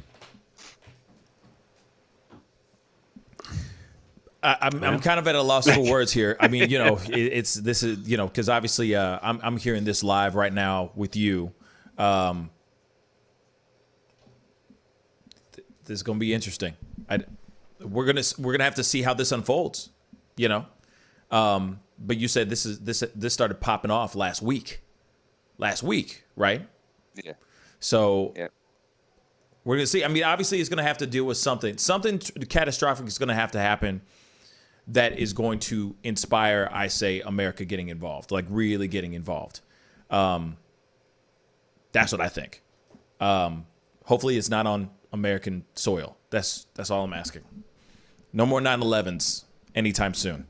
You know what I'm saying? Yeah, I agree. So... Go ahead, David. What were you going to say? Yeah. The last thing that kind of ties us to this is that Russia and America are the biggest arms dealers for all these nations. So we are literally selling to the opposite nations right now. And that's kind of a problem as well. Interesting. So our F-16s, the F-16s in Turkey are from us. A lot of the weapons that... like Turkey has used and that other enemies against Armenia has been of American manufacture, whereas everything Armenia has, everything Iran has is all Russian manufacture. So they kind of are forced into alliance just to keep their military funded. Oh boy. So where's Tony Starking it? No, seriously. We're Iron Man wanting it. Right? Yeah. We're supplying the enemy with maybe that's they're using the weapons that they're firing back on us and on other people that probably we don't want them to be firing on, but we're still selling them the weapons that they are using to do all this stuff that's going on during this war or during this battle that's going on and everything. That's crazy. That's crazy. We can't forget the NASA story. Area 51 thing that broke the other day about the robot that's being built out there. I'm done with you, Brad. Maybe we're getting ready to call in, those forces. So. Just walking across just walking across the ocean. Because like you said, the naval ships are all busy. Yeah, we need some ocean robots going on. It's the Hulk Buster or something. Yeah, that's right. Yeah, or we need like a Kygo. Yeah, or something like that. What is a kaiju? Kaiju. I think it's called a kaiju. Yeah. Kaiju. That's what it is. The kaiju, not the DJ Kygo. What the hell is wrong with me? What the hell is wrong with me? But that's very interesting. That is what we need. We just need music to bring peace. Yeah, you know what? That Vin Diesel track, that new Kygo Vin Diesel track will really bring the world together. Yeah, he sounds like he's singing with a mouthful of mothballs in his mouth. It's terrible. Yep. Terrible. I got to. I'm waiting for your music video to it. That'd be great. Mine? I'm done. No hail to the gnaw. You won't see anything like that. That's terrible. That song's so bad. And apparently people are loving it. They're like, oh gosh, Vin Diesel, VD.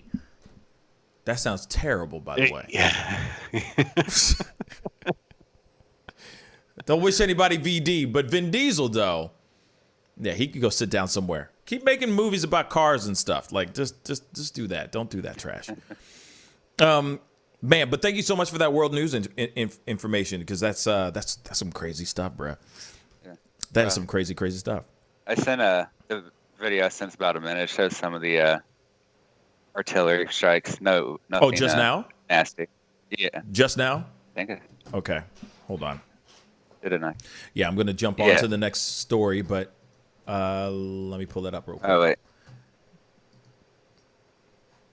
Because you just sent this just now. It just got returned. I'll send it again. Oh, okay. I typed your name in wrong. No worries. No worries.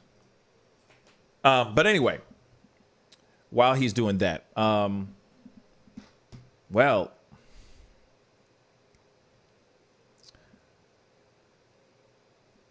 so this is interesting for all you gamers out there. If you're a fan of Minecraft, and if you're a fan of like the old Super Smash Brothers and everything, apparently Nintendo and Microsoft are about to do a big crossover where Minecraft's Steve and Alex are coming to Super Smash Brothers Ultimate in Nintendo Microsoft crossover. So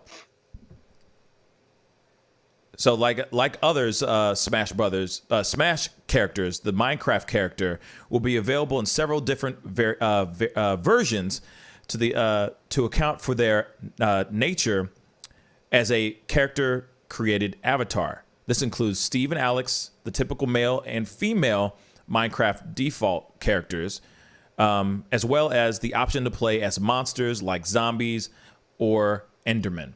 So you're going to be able to have access to Steve and Alex from Minecraft in a new Super Smash Brothers video game that's going to be part of this whole Microsoft and Nintendo crossover. So for all you gamers out there, that should be that's some cool news. For those of you who love them some Minecraft, there you have it. Oh, I already played this. I already played this, brother. Yeah, I already got this one. I already played it already when you were talking. So I got that one for sure. Cool. So that's good news. That's some interesting news. That's kind of exciting, guys. Like I personally have not played I haven't played Super Mario Brothers in a long time. So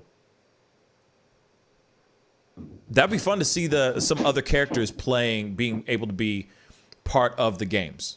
You know what I'm saying? Part of that game. Also, I think Microsoft is doing everything they can to save money or save face, because allegedly the new Xbox that's coming out is trash.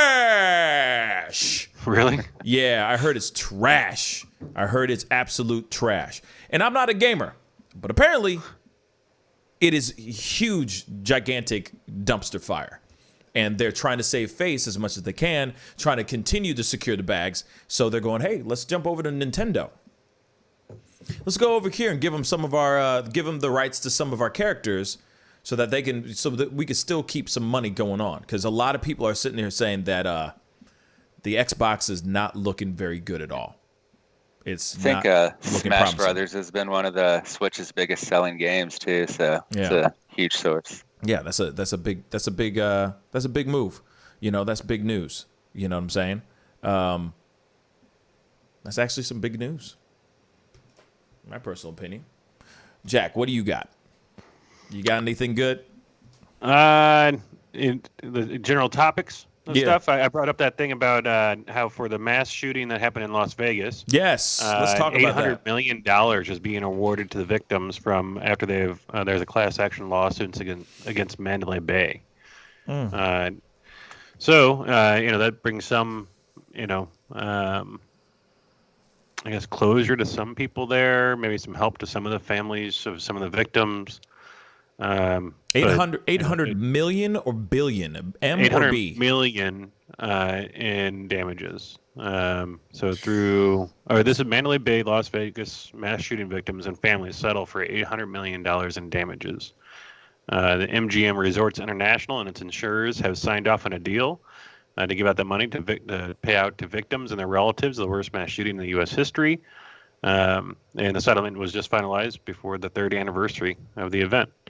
It approved the settlement to more than 4,400 relatives and victims in a brief order. Her ruling finalized a deal announced early in September that settles dozens of lawsuits, and there's near unanimous participation. The shootings at the Harvest Country Music Festival, which is when that occurred, killed 58 people and injured more than 850 people attending an outdoor show near the Mandalay Bay Resort. More than 22,000 people are estimated to be at the show when the gunman opened fire from the 32nd floor at Mandalay Bay Resort. Under the terms of the settlement, MGM Resorts International admitted no liability for the incident. It will pay $49 million of the settlement, with its insurance companies covering the remaining $751 million. The dead and those with life-altering injuries will gain the most from the settlement funds. There have been no objections, and we expect no appeals. We'll send out notices of the order. After 30 days, the $800 million will be deposited. There was no motive ever for the mass shooting that was revealed. And I don't know exactly. I guess they were suing them because of security breaches or things like that. Failure to I guess know that guy was in there with that much arsenal, not having that type of stuff covered, and then allowing for the windows to be opened at that height. And but so out of 4,400 people, let's go. That's an 8 with how many zeros behind it? 8 0 0 0 0 0 0 0 divided by 4,400. If they were all to equally get paid out, it'd be $181,818 per person of that 4,400 people that are involved in the settlement. Wow. But if people that actually had people that died, as opposed to just injured, were getting more, maybe they get $250,000 or $300,000. But it really depends. Puts into perspective like what what's the value of a human life? I was going to say, what's in that number that makes it okay, right? Or makes people feel better. Like that's basically what I was going to ask. Like, who's to say this person's life is worth more than another? You know what I'm saying? That's great. That's crazy. That's crazy. I mean, still, no matter what, being able to have a settlement like that, that's still, I can see that being good for any people that are, like maybe that it was a father or a mother that was a breadwinner of the family or helping with, or was a somebody who was contributing to the paying bills in the family, that kind of thing. So I guess that, but at the same time, what's the price of a life? Still, Yeah. Mandalay Bay is going to be going bankrupt pretty much, I think. I mean, that's I don't know. No, they're only paying out. They only have to pay out $75 million. The MGM grand, after earnings and after all that, their EBITDA, after all their stuff, they make $323 million a year. So if they're only paying out $75 million or 50, whatever that number was, I mean, that's not putting them out of business. They'll make that back in the first quarter. Remember, Vegas isn't shut down. Yeah, it's and everybody got that. Some people got that stimulus check and flew to Vegas. That is true. That is true. A lot of people flew to Vegas to just get rich. 2019, the MGM Resorts International, the whole company, they had a $12.9 billion in revenue. Hamburger. So, I don't think they're going to hurt. This is like one of those same things where it's like, hey, you guys dumped a whole bunch of oil into the ocean. That's going to, ruin the whole, environment around there for hundreds of years. And that pipeline exploded here, and ruining families and land and everything else. Right. You're gonna be fine, okay? But it's $30,000. I hope you learned your lesson. And then so they just built another pipeline and let it break, and they made their $5 billion, and they got to pay out, 1/1000th of a percent of what they're earning. Like it's like a slap on the wrist. And if you really wanted to put them and make the hurt, make it be a yearly thing that's donated out to, going against, something that is a bad cause or something, like having them be, putting money into really good causes to help educate or into health systems or into something else. Like I don't know. It sounds like a lot of money to us, right? But for them, it's not. Yeah. Yeah, that's true. So this kind of like, okay, what do we sign? Yeah, we want to object. We thought you were coming in for more. Right. No, we're fine. No, attorneys are like, yeah, no, we're fine. That's good. No, absolutely. They're probably That's going like the cigarettes companies being like, oh, okay, yeah, we just can't advertise anymore. Okay, yeah, cool, we're good. Yeah, they're most definitely not going. That's all you want? No, they're going. Sure, come on. What do we sign? Let's do this quickly so no one asks for more. You know what I'm saying? And not ask for like $1 billion or 1.5 billion or something like that. You know what I'm saying? Like where every person gets to walk away with $1 million or something crazy like that. Man, it's like I said, it's crazy. This is crazy. To me, this is crazy. And then at the end of it all, it's like who, how much is the price of a life? How much is the price of a life?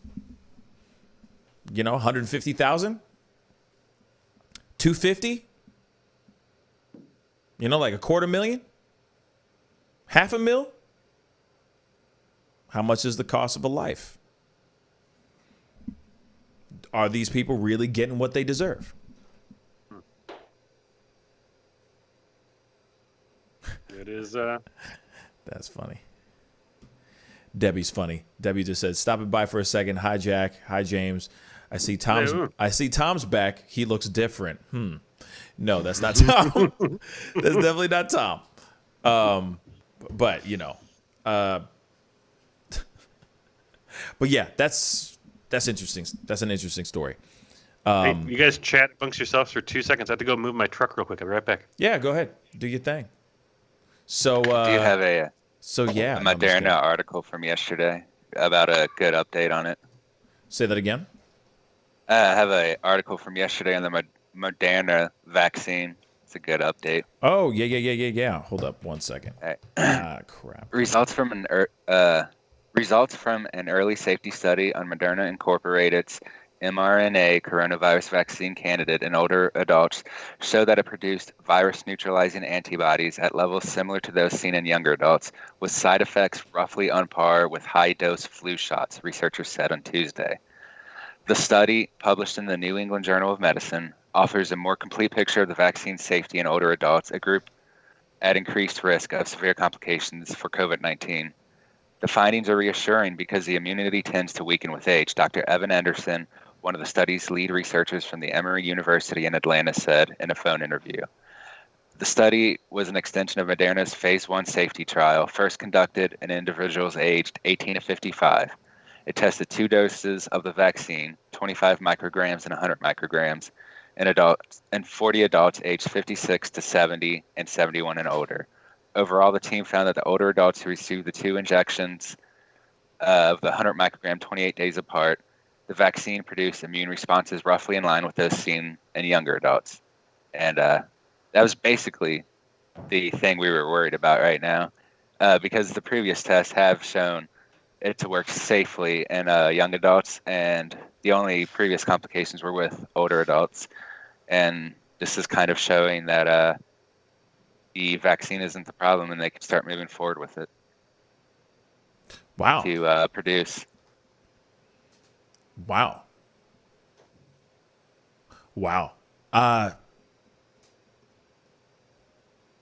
You know what? I'm going to let you go first. What are your thoughts on it, man? What are your thoughts on it?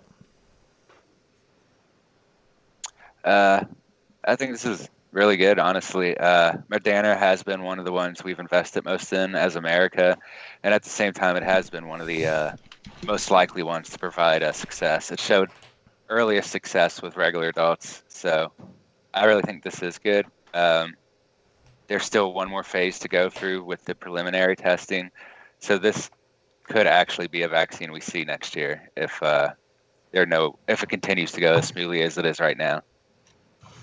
Early next year, possibly. Yeah. But I also will sit here and say, I also will sit here and ask, are we ready? Are people ready to jump into going in and being the first people to start to try out the first generation of the vaccine, though? That's a question I'd like to know, too. Yeah. Which vaccine you guys talking about? Moderna. I'm here. Moderna. Okay. It's just been tested successfully in adult males, so it's going forward with phase 3 next, which Very is nice. like the final testing phase before they start looking at it to produce, mass produce the vaccine. Gotcha. Did you guys read this other thing too? I saw in the New Yorker that Chinese citizens are already receiving a coronavirus vaccine. And there's a company that's out there, China National Biotech Group, and they want to have a vaccine ready in October. So they see that America's trying to get one approved before the election, and they want to beat America. So that's cool. Nothing like a vaccine race. Yeah. Nothing about hurrying up a vaccine to make sure that it just takes off put out there as quick as possible without the amount of testing and stuff to No big get us deal. the way. It takes off arm, but you still alive. It's no big deal. No big deal. Just put in arm you can use. Just put in arm less dominant arm. Just use less dominant arm. It's fine. It's like what? Yeah. But I'll say this. Even though that they're finding positive results in regards to this Moderna vaccine and everything, I'm still not going to be in line getting a vaccine, personally. I'm not about to go. I don't care if it's, I understand that there's some good, they're getting some good results about it. Still does not calm my nerves or still doesn't answer all the questions that are still lingering in my mind. You know what I'm saying? What are the long-lasting side effects? What are the other things that are involved with it that aren't being answered right now? You can't answer those things because it ain't the future. You know what I mean? This isn't 2 years down the line and then find out everybody who got injected has super AIDS or something crazy like that. You know what I'm saying? Like got cancer suddenly. You know what I'm saying? So that part is scary to me. As much as they say, oh, we found the thing, and and I know that Trump is really pushing it, like he's really trying to get this vaccine, not only just because he's trying to get the vaccine to help people so that we can all go back to some sort of normalcy, but at the same time, it's going to make him look good when it comes to the elections as well. Still doesn't answer all the other questions that are going out there. Yes, it might boost, it might have some effects of this, and this, but it doesn't answer everything. So the question is that I throw out to everybody out there as well, that I throw out to all the people that are watching right now is, hey, if this vaccine is ready to go by the end of this month, let's just say, will you be in line to take it? Most definitely comment down below on that one. I'd love to hear your thoughts on that. What were you going to say, David? Honestly, I probably would be a little hesitant to take it immediately. It's not unusual for the FDA to test for a year or two on a vaccine just to make sure, like you said, that there isn't any of this weird stuff that builds up over time or causes problems we don't know about. At the same time, I'd be more inclined to trust a U.S. vaccine than a Chinese one because the FDA does have the authority to stop a vaccine, whereas there is nothing in the Chinese government that has the authority to stop them from pushing a bad vaccine. At the same time, we have corruption, which can overcome that protection. But I think we're a little safer than than the Chinese vaccine. But at the same time, we're still not like how many people were tested in this. We're still looking at only hundreds of people tested. Hundreds. And yeah, and we need hundreds. A lot more. We're getting like there's more than just age that's an effect. Like there's other diseases that do affect people differently based on like genetics, based on like race or things. Like for like sickle cell is specifically more dangerous and more prominent in Black Americans because it's a regressive trait in those genetics, which makes them more likely to suffer from it. And you can have the same vulnerabilities to any disease. It's not unique to that disease. So, you can have these vulnerabilities in our populations that we don't even know about yet because we're not testing to look for those vulnerabilities. Jack. I did see something that said that they found a link that people that get hospitalized have genes related to the Neanderthals. And there's specific genes that they had found the people that have been hospitalized are the ones that are most susceptible and will have to be put on ventilators or have help with breathing treatments and stuff. So it's interesting how much data we start getting back and finding out like what's being affected the most, what's maybe putting people at a higher risk rate. But those are all things that come into play with vaccines too, right? I mean, they have to have the right formulas in there to be able to treat different types of bodies, and it's they might come with a vaccine too for just one strand or one strain, and then the other, because it's gonna be like the flu, I imagine. Well, you have this version of it, and this is the version that came through, so you were protected against the other one, but sorry, you got this one. It's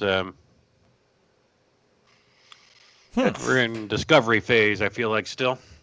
That's probably how it'll be. I know Malaysia right now, or maybe it was Indonesia, one of the two, are have a new quarantine. They've managed to contain it, but a new strain of the COVID that was super infectious compared to previous versions. So we're already seeing variants that behave differently. Just so far, they haven't been a problem, or we've managed them. That's cool. Here it is. As much as there is a vaccine that's underway, you won't see me in line for that anytime soon. This is the first generation of it all. I know that there are people out there that are desperate. I know that there are people out here that are desperate to just get back to normal, to get back to work, so that we can all get the train running again. But you won't see me, and I don't think a lot of people are going to be willing to step up to the plate and actually take the first generation of the vaccine, the first round of vaccines. I just don't see it. Go ahead. There's also the positive aspect that so far other coronaviruses like the cold have shown up to provide up to 20 to 40% immunity in adults from COVID. So even if there are variants of COVID, the same way the flu shot works, you will still gain immunity to those other variants, even if they're not the one that the test was built for. You just don't know exactly how much of an immunity you have until it's been tested, basically. So, I mean, it is very much possible that a general COVID vaccine to fix all of COVID affects these variants that we're potentially worried about right now. We just don't know that yet.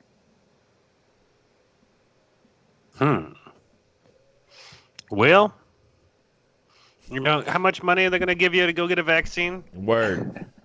That's how you get your next stimulus check. You have to come in and get your vaccine, then you get a stimulus check. You know what? I'll be over here just chilling. I'll work my balls off then. That's what I'm going to do. If I have to work my butt off to just get the equivalent of a one stimulus check, then fine, I'll do that. I'll do that over taking the. I'm sorry. Nah, I'm not doing it. I ain't doing it. Sorry. No. If I had even if I had children, and they had to go to school, I'd be like, no, man, no, they could still virtual learn. I'm sorry, they're staying home until there's a couple generations or something like that, a couple rounds of this stuff. Let's see what actually happens, with the vaccine. How it affects people, because for a fact, There will be stories. Mainstream media is going to be all over that stuff when there are negative, when there are side effects that start to pop up. Trust and believe. There's going to be side effects, and they're going to be talking about it. You know what I'm saying? And then everybody and their mama is going to be like, well, maybe I shouldn't be doing that. Maybe I shouldn't be taking the vaccine just yet. Or maybe there is no side effects. Maybe there are no freakish side effects that do happen. You know what I'm saying? Then great. I'm still waiting. Yeah. I want to come out with my own vaccine. I want to call it placebo. And I'm going to sell it over the counter. And I'm going to get the extra sugar from Subway. So, and that's all you got to do. You got to go to Subway. You got to eat some of their bread, and and then let me know how you feel. Yeah. Yep. Shoot, I'll let you know. And like, I'm done. I'm sorry. I'm not about to do that. And then all of a sudden, super AIDS or something crazy like that, or it starts zombies. You die, and then all of a sudden, you just come out from the grave. Nope. I'm good. Or you lose eyesight in one eye or something crazy-ish like that. Like, no, I got better things to do with my life, baby. I got better things to do with my life. And that's not one of them. That's not one of them. The side effects, that's the big thing, right? I mean, because you want to protect yourself. But like you said, like if it makes you go blind, like that's not a good side effect. Like if it gives you uncontrollable diarrhea, like that's not a good side effect. Terrible. And you never know. Like one of the first things that they were saying that they stopped some of those testings, right, was because somebody had a really bad, mental breakdown, basically. Yeah. So if it's gonna mess you up, like mentally, like, yeah, thanks. It's that fine balance, right? So I mean. Yeah, I don't think I'd be the first one in line. I want to wait and see, and then. But how long are you willing to wait? Because if all of a sudden if this strain comes over and people are getting super infected, and they come out with a fast vaccine, yeah. I think you too have to consider your health risks. If you're obese, maybe you should consider the vaccine a little more. And if you've had pneumonia, which makes you incredibly vulnerable, you should probably get the vaccine just because it's better. Mm-hmm. But in other cases, when you don't think you might, I can see waiting a little. But we still don't have all the information yet, so I'm just kind of guessing here. Yeah, I mean, pre-existing conditions like COPD or asthma, or if you have diabetes, if you have any type of thing that could be something that could any vascular issues of any type. I get it. The necessity of actually doing it. But then there's the other people who are just healthy, young little birds walking around that it's kind of like, well, do you do that? I mean, I understand if you're someone who is in public or have to deal with the public a lot and are around people a lot. I can understand that to a certain extent. But at the same time, if you don't really have to take it, don't take it. That's what I say. Wait a little while until it's really time. If you got to wear a mask for a little bit longer, I'll deal with it. I'll do it. I'll deal with it because I don't want to put anything in my body that could end up destroying my body 10 years from now. And that's the one thing that I'm concerned about more than anything in the world. I want to see the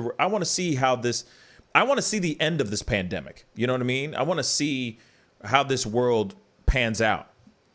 And I don't want it to be something that it gets shortened or stifled just because I decided to put a needle in my arm for a vaccine that's supposed to help me. And I feel like that's what a lot of people feel. And also the other thing is I'm like, hey, I'm also the guy who's going, hey, chill. No need to rush. Figure it out. And I understand the rush, regardless, the rush of people don't want to get sick anymore. You got to get that stuff out here, the rush of that.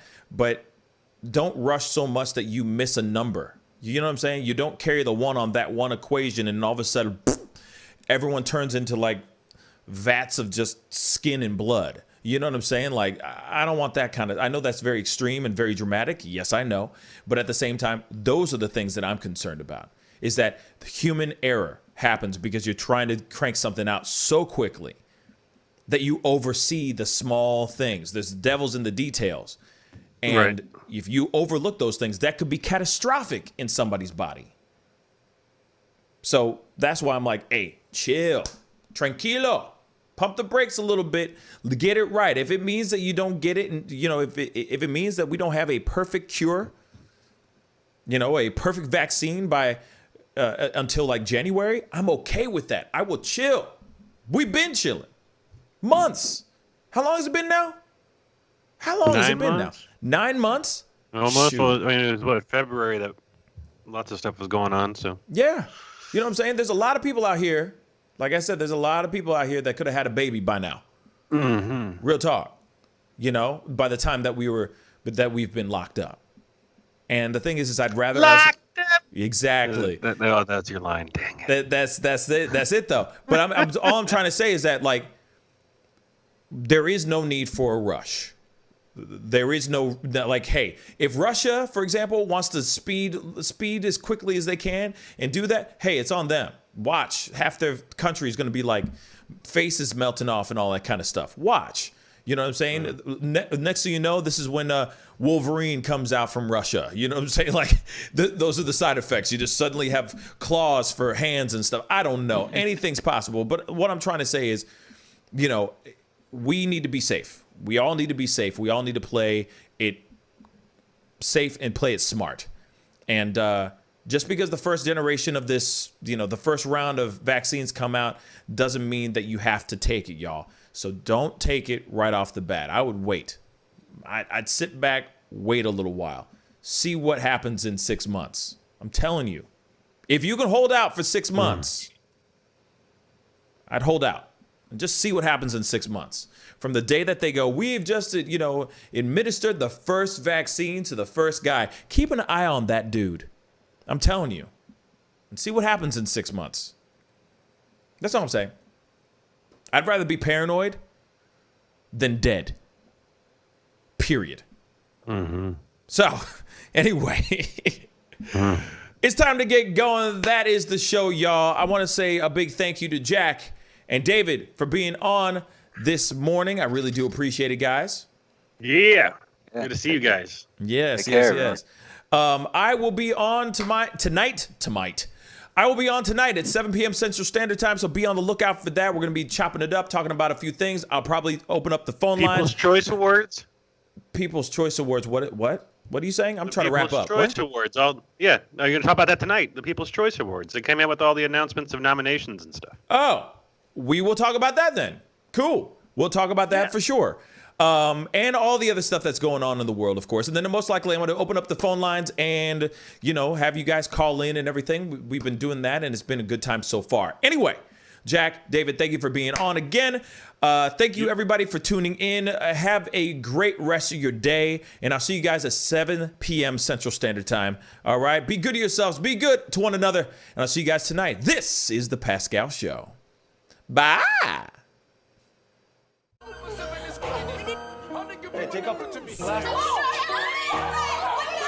Ms. Feinberg, I'd really appreciate it if you would close your legs. Do you find it distracting? Power, respect. The festival is crazy in the streets. Deception, the fakers and leaks. Entertainers are trucking for tweakers and losing their circles. Their loves are unique. All of us under surveillance. People so feeling they made it. Half of them stumbling around and they faded. They live in the world that's degraded for people that's constantly hated.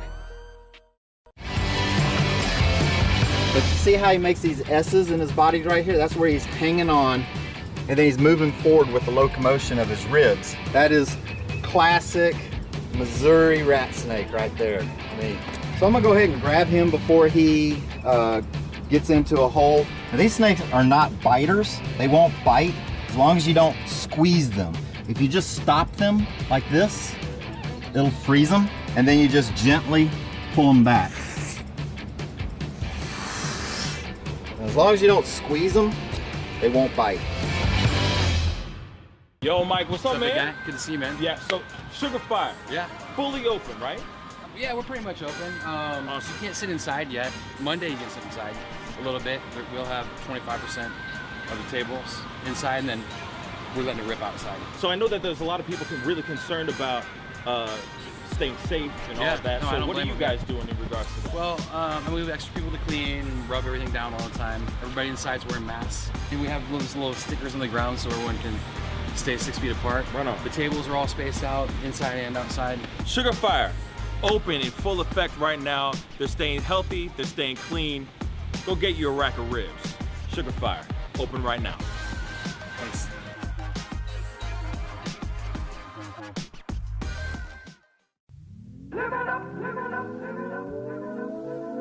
The Fur and Leather Center, providing the highest of fur and leather goods.